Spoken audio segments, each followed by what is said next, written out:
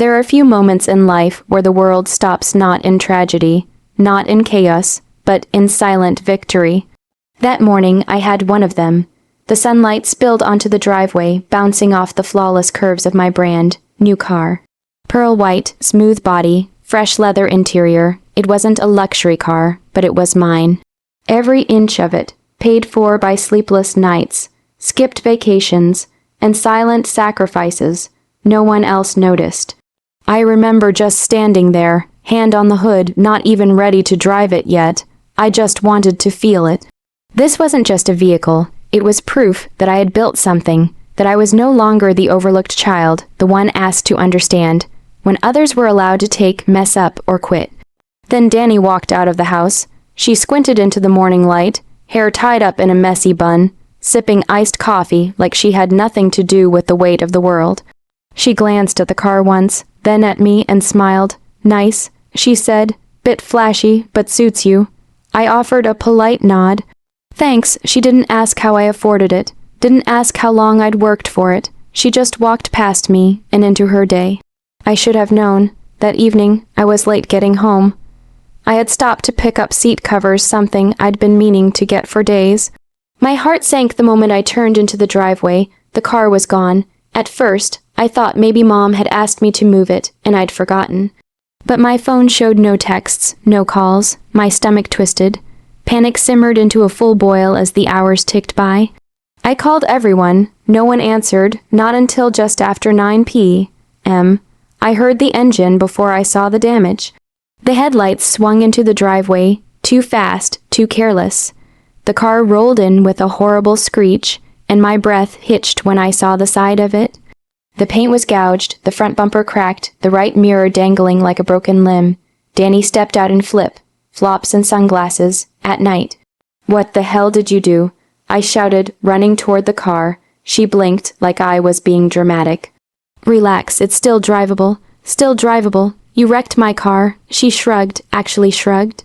"I just needed to run a few errands. You weren't using it. You didn't ask me." Then, the moment I will never forget, she tilted her head, that smug little smile curling at the corners of her lips, and said the words that made everything in me go cold. "Mom and Dad will make you forgive me. They always do." I stared at her, for a second. I couldn't even feel my hands. That smile so confident, so rehearsed. It wasn't just arrogance, it was truth. She believed it, and why wouldn't she? She'd been protected her whole life. Every mistake forgiven, every tantrum excused, every shattered thing swept away by someone else, and now she had shattered something of mine. But this time something was different. I didn't yell, I didn't cry. I just looked at the wrecked side of my car, and realized something even more broken was sitting in front of me. I didn't sleep that night. I sat in the kitchen long after everyone had gone to bed, fingers clenched around a chipped coffee mug, staring into nothing. My car, the one thing I had earned entirely on my own, was sitting outside like a wounded animal, and inside, the person who hit it was brushing her teeth and probably planning her next shopping spree. I kept hearing her voice in my head. "Mom and Dad will make you forgive me." And the worst part, she wasn't wrong. The next morning, the intervention came. Not from her, no apology, not even eye contact. It was Mom, standing in the doorway of my room with that tired sigh I'd known since childhood, the one that always came right before a guilt trip, dressed up as wisdom. "She didn't mean to," Mom said gently. "She took something that wasn't hers, crashed it, and came home laughing. She's your sister." I stared at her, waiting for something more. An ounce of empathy, a scrap of justice. Instead, Dad chimed in from the hall, "Come on, it's just a car." There it was again. Just a car, but it wasn't just a car. It was the 12-hour shifts, the promotions I got passed over for. The nights I stayed in when friends went out, it was all of it, wrapped in steel and paint, and they couldn't see that. Because they never had to earn anything themselves, not like I did. Because they never expected Danny to earn anything either. Flashbacks hit me like waves. I remembered being 10 years old, holding a broken toy in my hand, while Danny cried behind Mom's legs. I hadn't broken it, she had, but she was younger, so I had to apologize. I remembered when she stole from my wallet in high school. Just $20, but still, she admitted it, but Dad said, she's learning, be patient with her. I remembered when I got into my dream college and they said, that's amazing. But when Danny failed senior year, they said, she's struggling, she needs more support. And now she stole my car, wrecked it, smirked in my face, and they expected me to let it go. She said you'd forgive her. I told them, because you always make me. Mom's expression hardened. Well, maybe if you didn't hold on to things so much, there it was. It wasn't about what she did. It was about how I reacted to it. They didn't ask how much it would cost. They didn't offer to help. They didn't even tell her to apologize. They just circled the wagons around their golden child like they always did. And I was left standing on the outside again. That night, I looked in the mirror for a long time. I didn't see someone angry anymore. I saw someone tired. Tired of being the one who had to swallow it all. Tired of being the mature one, the bigger person, the built-in emotional punching bag for a family that only loved me when I was useful. And for the first time in years, I whispered a truth I had never dared admit. They don't love me the way they love her.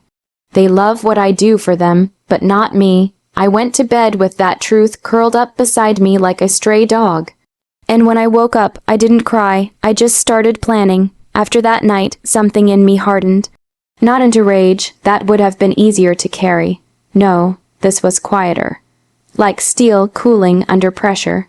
Like standing in the middle of a burning house and deciding not to scream, but to walk out. They weren't going to change. That much was clear, but I could. So I stopped begging for fairness. I stopped arguing at the dinner table. I stopped expecting them to suddenly become the parents I needed them to be, and in that silence, I started planning. I took a second job offer. It had been sitting in my inbox for weeks, a remote position in a company across the country. At first, I'd ignored it. I didn't want to uproot everything. Now, I couldn't wait. I said yes quietly.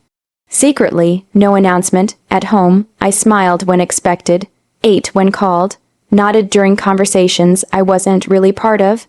Danny walked through the house like nothing had happened, bragging about her latest online haul, laughing at TikToks with Mom. I started boxing up my room one drawer at a time. Each item packed was a thread I was cutting loose. My trophies, my saved pay stubs, the letter I got when I won my scholarship, they all went into a single duffel bag. Not for storage, for taking with me. I locked down everything, closed the old joint bank account Dad helped me open as a teenager. He'd been using it to monitor my spending for years. Changed the password on my personal savings account. Removed Danny's name from my phone plan. I transferred the car insurance entirely to my name, even if the car was wrecked. It was mine, and I was going to protect what was left. I even sold a few things, old electronics, some clothes, furniture I knew wouldn't fit in my new place. The cash helped cover the cost of the repairs, what little of it I could afford to fix. Funny, no one even noticed the TV was gone. 3 weeks later, I had a lease signed, 1 bedroom downtown, small but sunlit. I hadn't told a soul. I drove past it after work one evening, windows down, picturing where I'd put my books, my desk, the couch I'd finally let myself buy. And I felt it for the first time in a long time. Freedom, not the kind you buy, the kind you build. Back home, the chaos continued without me. Danny borrowed Mom's necklace and lost it. Dad yelled. Danny cried. Mom defended. The cycle spun on, but this time I watched from the outside. I didn't step in. I didn't fix it. I let them deal with the mess they created. And the thing is, they started to notice my distance. My silence wasn't cold.